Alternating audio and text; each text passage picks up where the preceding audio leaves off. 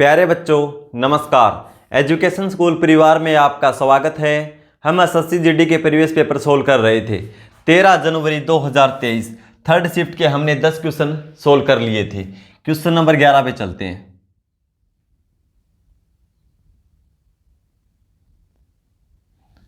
Question number 11 देखो, ए, B और सी मिलकर एक कार्य को 40/3 दिनों में पूरा कर सकते हैं।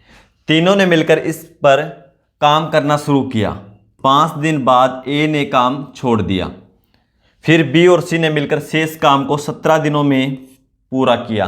दिनों की संख्या लगभग ज्ञात करें जिसमें ए अकेला कुल कार्य पूरा कर सकता है।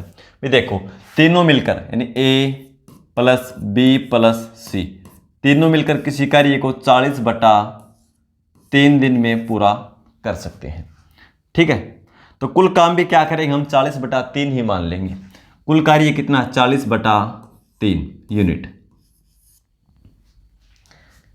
तो एक दिन में कितना करेंगे 1 यूनिट। भाई इससे भाग देंगे 40/3 को, 40/3 से भाग देंगे तो 1 यूनिट करेंगे तीनों मिलकर। कितने दिन काम किया तीनों ने 5 दिन तक। 5 दिन तक तीनों ने किया है तो कितना काम कर देंगे 5 यूनिट। तो इसमें से 5 घटा दो कुल काम में से। 3 × 5 15, 40 में से 15 घटाएंगे 25/3। ये कार्य शेष है। ये कार्य किसने किया है, ए ने छोड़ दिया। देखो ए ने छोड़ दिया बता रखा है। बी और सी ने किया कितने दिन में 17 दिन में। 17 दिन में कितना काम किया 25/3 यूनिट। तो बी और सी का एक दिन का कार्य आ जाएगा। बी और सी ने 25/3 यूनिट कार्य को कितने दिन में समाप्त किया 17 दिन में। एक दिन में कितना करते हैं तो 17 से भाग दे दो,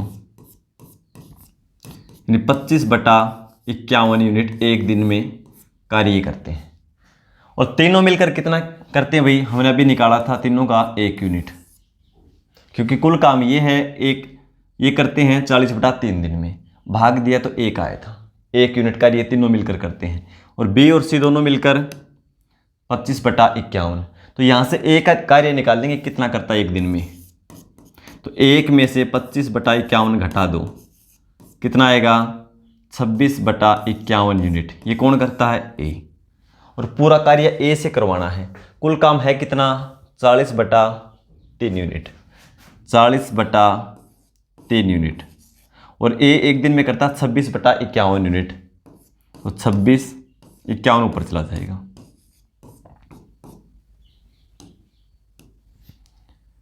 तीन से कैंसिल करेंगे 17, 2 से 13 और 2 से 20।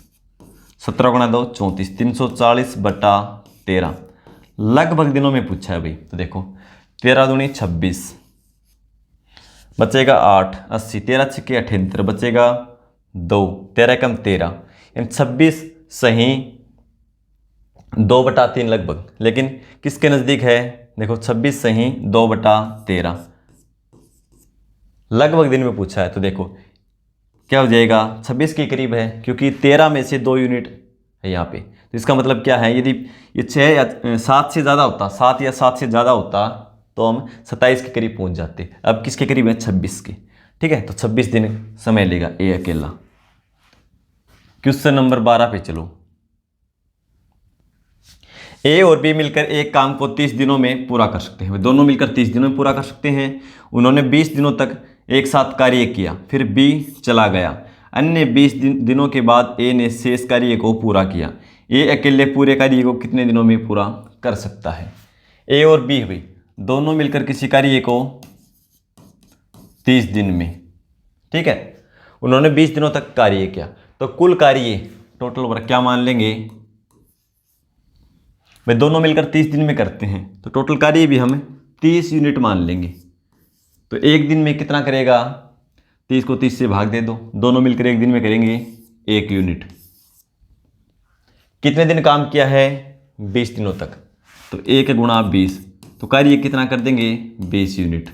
कुल कितना था 30, शेष कितना बच गया 10 यूनिट।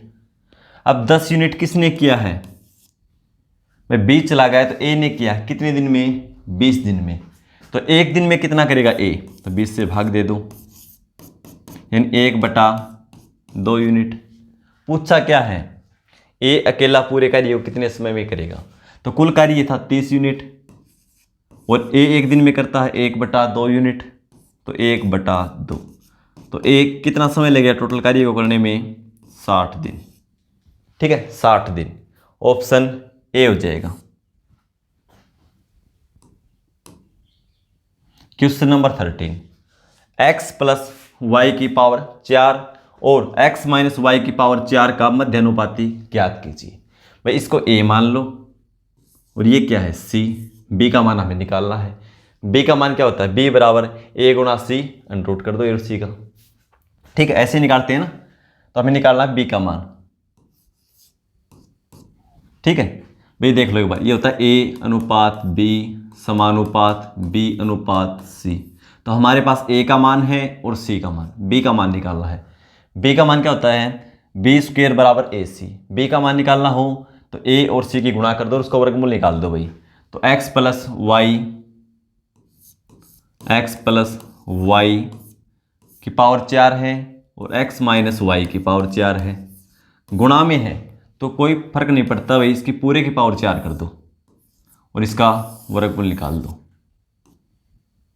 ठीक है भाई, x इसकी पावर भी 4 थी, इसकी पावर भी 4 थी, गुणा में है। ठीक है, तो मैंने पूरे की पावर 4 कर दिया। इसका मतलब होता है पावर 1/2। ठीक है, तो इसकी पावर 1/2 कर दो, यहाँ वर्गमूल हट जाएगा, 2 से कैंसिल करेंगे 2 बार में, यानी x plus Y into X minus Y और पूरे की पावर कितनी है अब 2। ये क्या, x plus Y into X minus Y, तो इसको क्या लिख सकते हैं हम, X square minus Y square लिख सकते हैं इसको भाई, X plus Y X minus Y. देखो इसको लिख सकते हैं ना, X plus Y X minus Y लिख सकते हैं इसको, X plus Y into X minus Y और इसकी पावर कितनी है पूरे की 2। तो ये हमारा आंसर हो जाएगा मध्यानुपाती। ठीक है, X square minus Y square पूरे की power 2, X square minus Y square पूरे की पावर 2, ऑप्शन सी हो जाएगा। क्वेश्चन नंबर 14, पहली संख्या का 75% दूसरी संख्या के 60% के बराबर है। पहली संख्या तथा दूसरी संख्या का अनुपात क्या है। तो पहली संख्या x मान लेंगे, दूसरी y। तो क्या दे रखा है, x और दूसरी मान ली हमने y। अब देखो क्या बता रखा है, पहली संख्या का 75%, तो x का 75% और दूसरी संख्या के 60%, यानी y का 60% क्या है, बराबर है। बराबर दे रखा है तो बराबर रख दो। ठीक है, प्रतिशत से प्रतिशत कैंसिल हो जाएगा, 15 से 5 बार में, 15 से 4 बार में, अब कैंसिल नहीं होगा। x और y का अनुपात पूछा है, ये x या पहली संख्या मान लो, y इस साइड आएगा तो ये भाग में, बराबर क्या, इधर क्या 4 और ये इधर जाएगा तो भाग में। भाई पहली x मानी थी हमने, दूसरी y, तो क्या होगा 4/5, या क्या लिख सकते हैं इसको 4:5। ठीक है, 4:5, ऑप्शन सी हो जाएगा। क्वेश्चन नंबर 15, ओम ने पिछले वर्ष की तुलना में अपनी बेकरी के लिए 12% अधिक बाजरा आटा मंगवाने का निर्णय लिया। जितना भी देखो पिछले साल मंगवाया था उससे 12% अधिक मंगवाने का निर्णय लिया। यदि उसने पिछले वर्ष 240 किलोग्राम ऑर्डर किया था तो इस वर्ष कितनी मात्रा में बाजरे का आटा मंगवाना चाहिए। पिछली बार कितना था, 240 किलोग्राम, तो अब की बार कितना है, 12% ज़्यादा। ये अपने आप में 100% है, 12% बढ़ा देंगे तो इसकी वैल्यू कितनी हो जाएगी, 112%। 112%, प्रतिशत हटाएंगे तो बटा में 100, ये हमारा आंसर आएगा। अब 4 से कैंसिल कर दो, 4 से 25 और 3 28 और ये हो जाएगा 25। ठीक है, अब 5 से कर दो, 5 से 5 और 5 से 5 चौके 20, 4 5 8 40। अब ये कैंसिल नहीं होगा, नहीं होगा ना, अब ये कैंसिल नहीं होगा। तो क्या करेंगे, इनकी गुणा कर दो और गुणा करने के बाद जो भी मान आए उसको 5 से हम भाग कर देंगे। ठीक है, या सबसे अच्छा तरीका और भी हो सकता था, क्या हो सकता था, देखो 240 गुणा में 112 बटा में 100, यही था ना। यही था। हमें ज़्यादा गुणा नहीं करनी पड़ेगी। क्या करो, 0 से 0 कैंसिल कर दो। अब इसको कैंसिल मत करो 2 से, अब सीधी गुणा कर दो, और गुणा करने के बाद जो भी मान आए एक अंक के बाद दशमलव लगा दो। ठीक है, तो 24 देखो, 24 गुणा 2 48, 4 24, एकम 24 और 4 28, 2 24 एकम 24 और 2 26, हो गया। ठीक है, एक अंक के बाद दशमलव, 268.8 किलोग्राम। ठीक है, यहाँ में देखो क्या कर दिया था, 0 हटा दी थी। यदि पूरा पूरा भागने जाता है ना तो यहाँ 10 ही रखो। ठीक है, एक अंक के बाद दशमलव लगा दो, क्योंकि अब क्या करना है, इसको गुणा करनी पड़ेगी, फिर 5 से भाग करना पड़ेगा। इसमें क्या है, 0 से 0 हटाई, इन दोनों की गुणा कर दी और एक अंक के बाद दशमलव, 268.8 किलोग्राम। ऑप्शन सी हो जाएगा। क्वेश्चन नंबर 16 देखो, एक अलमारी 14,360 रुपये में लाई गई और इसके परिवहन पर 240 रुपये खर्च किए गए। 15% का लाभ प्राप्त करने के लिए इसे किस कीमत पर बेचा जाना चाहिए। तो पहले कुल लागत कितनी वो देखो भाई, इतने में लाई गई है और परिवहन का चार्ज इसमें जुड़ जाएगा, ये क्रय मूल्य में ही जुड़ता है। तो देखो 14,360 और 240 जुड़ जाएंगे, तो देखो कितना हो जाएगा, 300 200 500 600, इन 14,600 में लाई गई टोटल, 300 और 200 500 40 और 60 100, यानी 14,600 जुड़ जाएंगे दोनों भी। ये इसका क्या है, कॉस्ट प्राइस, और हमें क्या करना है, 15% का प्रॉफिट इसके ऊपर। तो ये अपने आप में 100%, 15% बढ़ जाएगा तो 100, 15% बटा में हो जाएगा 100। ठीक है, अब इसको कैंसिल कर दो। कैंसिल करेंगे तो ये 5 से करो 23 और ये 5 से 20। ठीक है, 0 से 0 हटा दो, 2 से ये हो जाएगा 730, इसकी गुणा कर दो, 0 23 3 69 6 23 7 161 और 6 167, यानी 16,790 रुपये उसे बेचना चाहिए। 16,790, ऑप्शन डी हो जाएगा। क्वेश्चन नंबर 17, किसी कारखाने में सभी श्रमिकों का औसत वेतन 3,000 रुपये है। इन श्रमिकों में 12 उच्च अधिकारी हैं। टोटल श्रमिक है ना, उसमें 12 उच्च अधिकारी हैं और उनका औसत वेतन कितना है, 12,000 रुपये। शेष श्रमिकों का औसत वेतन 2,500 रुपये है। श्रमिकों की कुल संख्या ज्ञात कीजिए। कुल टोटल स्टाफ कितना, ये पूछा गया भाई। तो देखो एक तो क्या, उच्च अधिकारी, ठीक है, अधिकारी एक तो है उच्च अधिकारी, उच्च अधिकारी, ठीक है, और ये श्रमिक लगा लो या छोटे अधिकारी, जो भी लिखो आप, श्रमिक। ठीक है,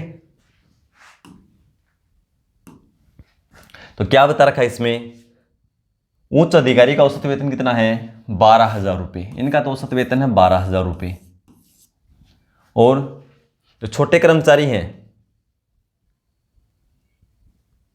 शेष श्रमिकों का, या शेष लिख लो, या शेष श्रमिक भाई, शेष श्रमिक का औसत वेतन कितना है, 2,500 रुपये। और सभी का औसत क्या दे रखा है, एलिगेशन लगा दो इसमें, दे रखा 3,000 रुपये। तो सेंटर में रखो, क्रॉस घटा दो। ठीक है, बड़ी संख्या में से छोटी घटा दो। 3,000 में से 2,500 घटाएंगे 500, यह रेशियो आ जाएगा। 3,000 में से 12,000 में से 3,000 घटाएंगे, कितना हो जाएगा, 9,000। अब 2 0 से 2 0 हटाओ, 5 से 1 और 5 से 18, 1:18। अब देखो उच्च अधिकारी बता रखे हैं कितने भाई, 12, यानी 1 अनुपात की वैल्यू कितनी है, 12। भाई 1 की वैल्यू कितनी है, 12। निकालना क्या, श्रमिकों की कुल संख्या। कुल संख्या में तो दोनों शामिल है भाई ये शेष की पूछा हो तो 18 से गुणा करो। कुल में क्या है, दोनों शामिल है ये, तो 18 और 1 19 की वैल्यू, यूनिट की वैल्यू हमें ज्ञात करनी है। 19 गुणा 2 38, 3 19 और 3 22। कुल कितने हैं श्रमिक, 228। सभी को मिलाकर 228, ऑप्शन सी हो जाएगा। क्वेश्चन नंबर 18, एक चादर का अंकित मूल्य उसके लागत मूल्य से 14% अधिक है। यदि अंकित मूल्य पर 14% की छूट दी जाती है तो लाभ या हानि प्रतिशत क्या है। भाई देखो, एक था कॉस्ट प्राइस, एक सेलिंग प्राइस और एक मार्केट प्राइस या मार्केट प्राइस। क्या बता रखा इनके बारे में, अंकित मूल्य के बारे में।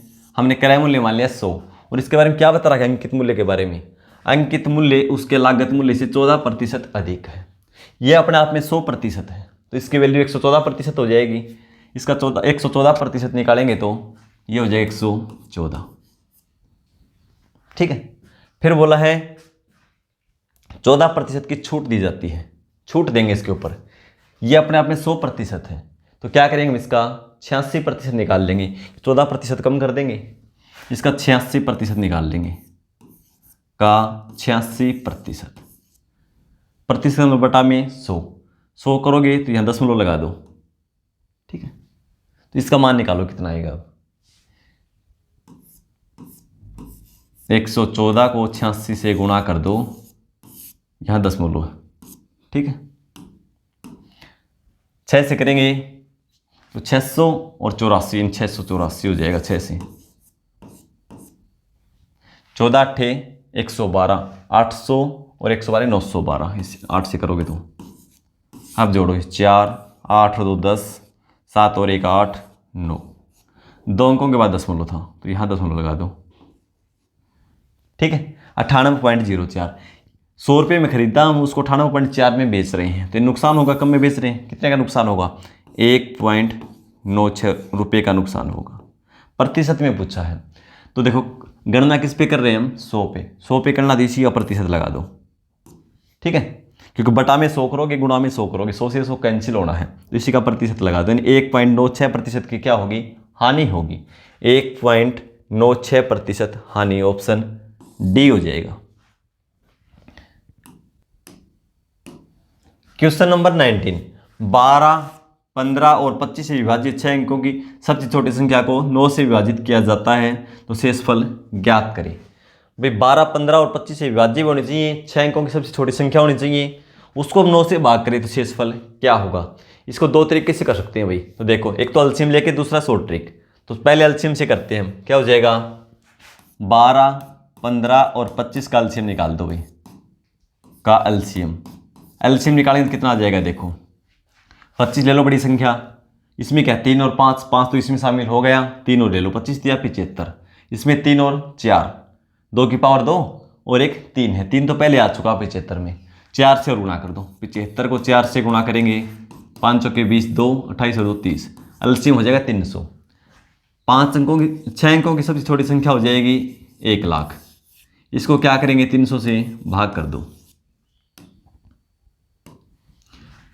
3 बार में 900, यहाँ बचेगा 100, फिर 0, फिर 3 बार में 900, फिर बचेगा 100, फिर 4 अंक यहाँ ले लिए, एक हमने यहाँ 1 बच गया 0।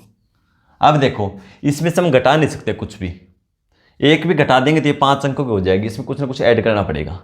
अब देखो 3 बार में करेंगे 900, एक ज़्यादा बार ले जाओ, कितनी में, 4 बार में। 4 बार में करेंगे तो क्या हो जाएगा, 1200।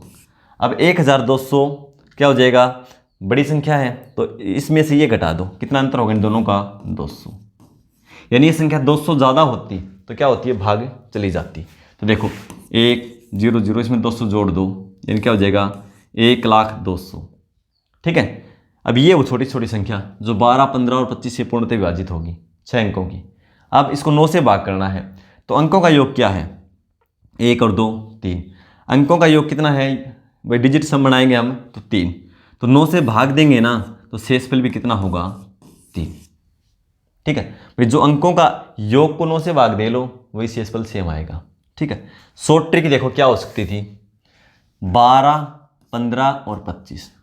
ठीक है, इसमें क्या है, 3 की पावर 1 और इसमें भी 3 की पावर 1 है ना भाई। जो संख्या जो भी आएगी 6 अंकों की सबसे छोटी, वो 3 से तो कन्फर्म ही पूर्णतः विभाजित होगी, क्योंकि 3 की पावर 1 ही है।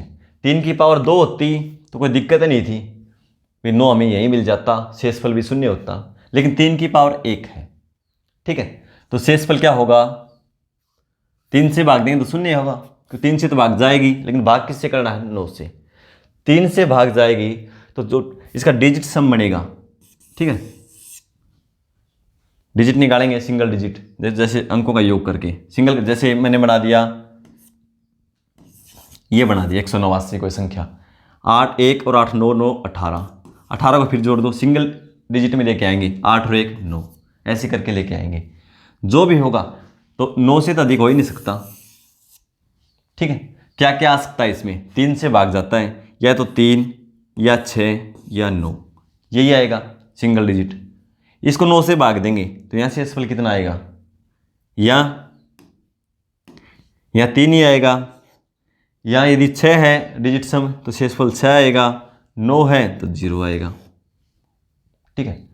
9 है तो 0 आएगा, 9 हो नहीं सकता, क्यों नहीं हो सकता, क्योंकि इसमें 3 की पावर 1 है, तो LC में 3 की पावर 1 रहेगी, तो ये तो हो नहीं सकता। अब क्या हो सकता है, 3 या 6, 6 हमारे पास ऑप्शन में नहीं है, तो क्या बच गया, 3, 3 ही आएगा, ठीक है, ऑप्शन डी हो जाएगा। क्वेश्चन नंबर 20 देखो, 18 और 32 के बीच का मध्य अनुपाती ज्ञात करें। मध्य अनुपाती निकालना है, एक पहली बार चुका ऐसा क्वेश्चन नंबर 13 था, देखा होगा आपने, ठीक है। मध्य अनुपाती पूछा गया है, तो ये होता है भाई ए और ये होता है सी, बी का मान निकालना होता है, बी क्या होता है, बी स्क्वायर बराबर ए सी, बी का मान निकालना हो तो ए गुणा सी का वर्गमूल निकाल दो।